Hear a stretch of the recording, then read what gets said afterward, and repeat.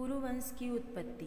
पुराणों के अनुसार ब्रह्मा जी से अत्रि, अत्रि से चंद्रमा, चंद्रमा से बुध और बुध से इलानंदन पुरुरवा का जन्म हुआ। पुरुरवा से आयु, आयु से राजा नहुस और नहुस से यताति उत्पन्न हुए। यताति से पुरु हुए। पुरु के वंश में भरत और भरत के कुल में राजा कुरु हुए। कुरु के वंश में संतानु का जन्म हुआ। शांतनु से गंगानंदन भीष्म उत्पन्न हुए। उनके दो छोटे भाई और थे, चित्रांगद और विचित्रवीर। ये शांतनु से सत्यवती के गर्भ से उत्पन्न हुए थे। शांतनु के स्वर्गलोक चले जाने पर भीष्म ने अविवाहित रहकर अपने भाई विचित्रवीर के राज्य का पालन किया। भीष्म महाभारत के प्रमुख पात्रों में से एक हैं। ये महाराजा शांतनु के पुत्र थे। अपने पिता को दिए गए वचन के कारण इन्होंने आजीवन ब्रह्मचर्य का व्रत लिया था। इन्हें इच्छा मृत्यु का वरदान प्राप्त था। एक बार हस्तिनापुर नरेश दुष्यंत आखेट खेलने वन में गए। जिस वन में वे शिकार के लिए गए थे उसी वन में कर्णव ऋषि का आश्रम था। कर्णव ऋषि के दर्शन करने के लिए महाराज दुष्यंत उनके आश्रम पहुंच गए। पुकार लगाने पर एक यति लावण्यमयी कन्या ने आश्रम से निकलकर कहा, हे राजन, महर्षि तो तीर्थ यात्रा पर गए हैं, किंतु आपका इस आश्रम में स्वागत है। उस कन्या को देखकर महाराज दुष्यंत ने पूछा, बालिके आप कौन हैं? बालिका ने कहा, मेरा नाम शकुंतला है और मैं कर्णव ऋषि की पुत्री हूँ। उस कन्या की बात सुनकर महाराज दुष्यंत आश्चर्यचकित होकर बोले, महर्षि तो आजन्म ब्रह्मचारी है, फिर आप उनकी पुत्री कैसे हुई?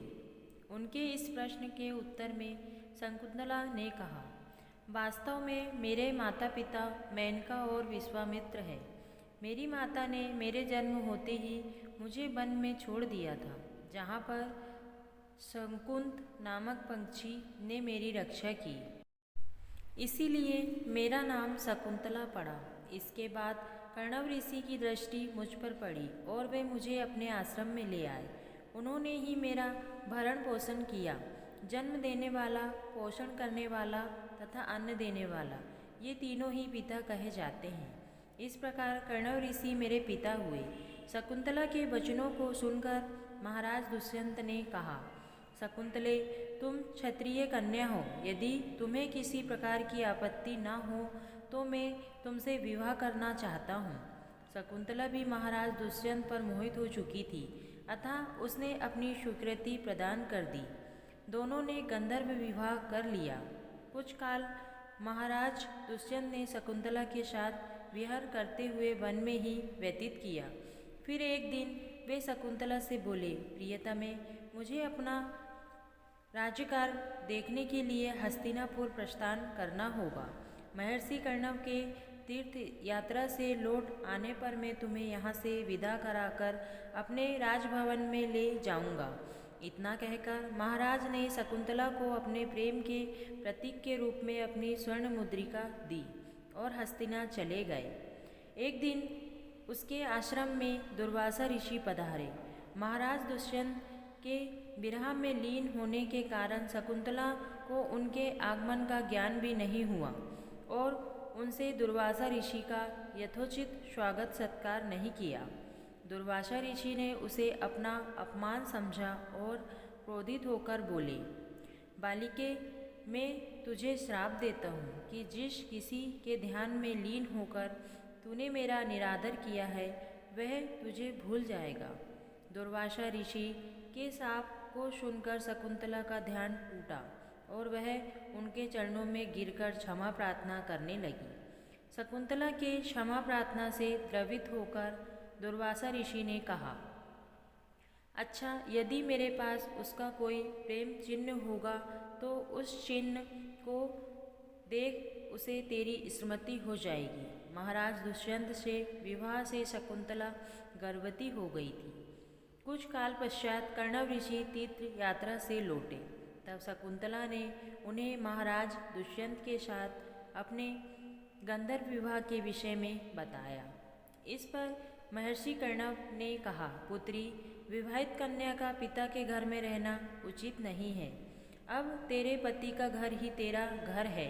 इतना कहकर महर्षि ने शकुंतला को अपने शिष्यों के साथ हस्तिनापुर भिजवा दिया। मार्ग में एक सरोवर में आचमन करते समय महाराज दुष्यंत की दी हुई शकुंतला की अंगूठी, जो कि प्रेम चिन्ह थी, सरोवर में ही गिर गई। उस अंगूठी को एक मछली निगल गई।